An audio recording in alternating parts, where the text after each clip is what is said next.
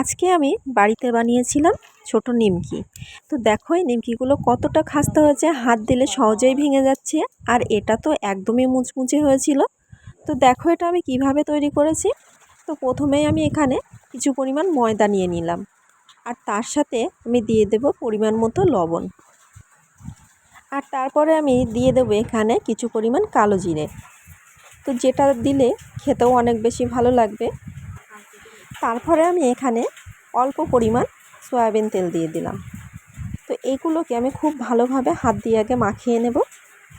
আর দেখো মাখানোর সময় কিন্তু খুব আস্তে আস্তে মাখাতে হবে, যাতে করে তেলগুলো ময়দার গায়ে খুব ভালোভাবে মিশে যায়। তো তারপরে দেখো এটা মাখানো হয়ে গেছে। এরপরে আমি জল ঢেলে খুব নরমও না আবার খুব শক্তও না একটা ডো তৈরি করে নেব। তো অল্প অল্প করে জলটা মেশাতে হবে, একসাথে বেশি করে জল দেব না আমি। তো অল্প অল্প করে জল দিয়ে আমি হাত দিয়ে এভাবে মাখিয়ে নেব আটাটাকে। আর দেখো রুটি করার সময় আমরা ঠিক যেরকম ডো তৈরি করি সেরকমভাবেই তৈরি করে নেব। তো এটা মোটামুটি হয়ে গেছে। এবার আমি উপর থেকে একটু তেল দিয়ে এটাকে কিছুক্ষণের জন্য রেস্টে রেখে দেব, এবং তারপরে আমি নিমকি তৈরি করার জন্য এখান থেকে লেচি কেটে নেব। তো উপর থেকে দেখো আমি এখানে তেল দিয়ে দিলাম। এরপরে এটা কিছুক্ষণের জন্য আমি রেস্টে রেখে দেব। আর তারপরে 15 মিনিট পরে আমি এটা থেকে একটু লেচি কেটে নিয়ে বড় করে আমি বেলে নেব। আর দেখো যেভাবে রুটি বেলতে হয় সেভাবে আমি বেলে নিচ্ছি এটাকে। আর বেলার সময় এটা খেয়াল রাখতে হবে যেন খুব বেশি পাতলা না হয়, আবার খুব বেশি মোটাও যেন না হয়।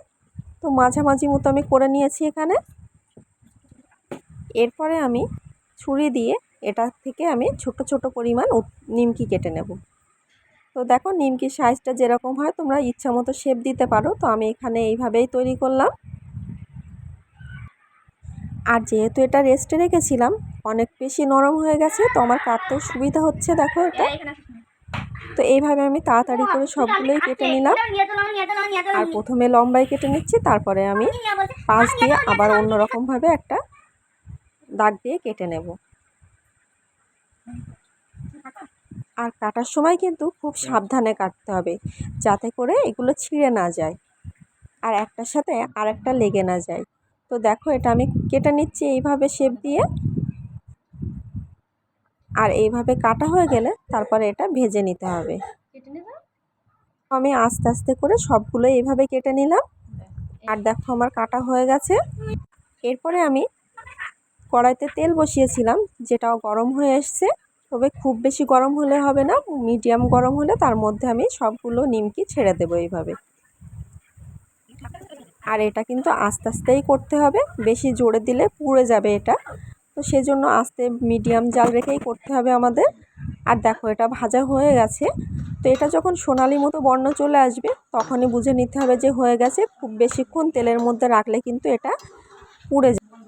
আর এই ছোটো নিমকিগুলো কিন্তু বাড়িতে অনেক দিন পর্যন্ত সংরক্ষণ করে রাখা যাবে এবং আস্তে আস্তে খাওয়া যাবে, কারণ এগুলো কিন্তু খুব সহজেই নষ্ট হয়ে যাবে না। যদি এয়ারটাইট কৌটোয় করে রেখে দেওয়া যায় তো এগুলো প্রায় 1 মাস থেকে 1.5 মাস পর্যন্ত থেকে যাবে।